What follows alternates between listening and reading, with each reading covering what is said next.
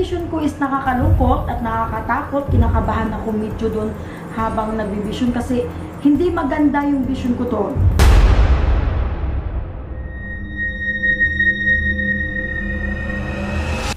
Hello po mga ka-PTV, sa video na ito ay tatalakayin natin ang masasamang pangitain sa isang syudad na ito sa Metro Manila ayon sa mga visions ni Madam Rudy Baldwin.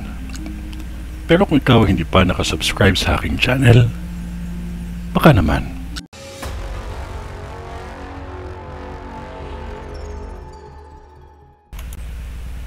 Maging maingat sa lahat ng bagay na magiging sunhi ng sunog ang isang lugar na ito.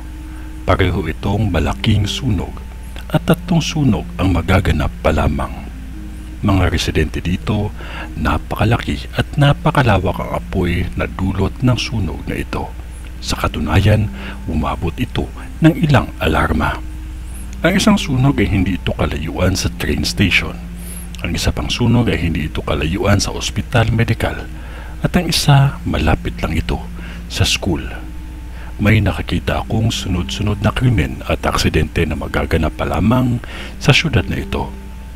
Ingatan ninyo ang mga anak ninyo na huwag sumama ng basta-basta na lamang sa mga hindi kakilala.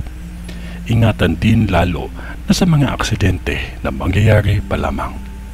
Suriin ang mga kable ng kuryente upang sunog ay maiwasan at walang buhay na mawala.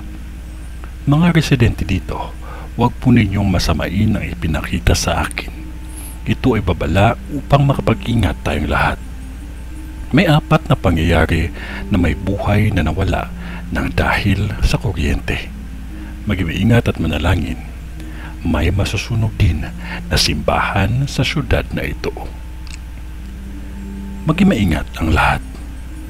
Ito ay ang bisyon ni Madam sa Taguig. Sa ngalan ng Diyos Ama, ng Diyos Anak, at ng Diyos Espiritu Santo. Amen.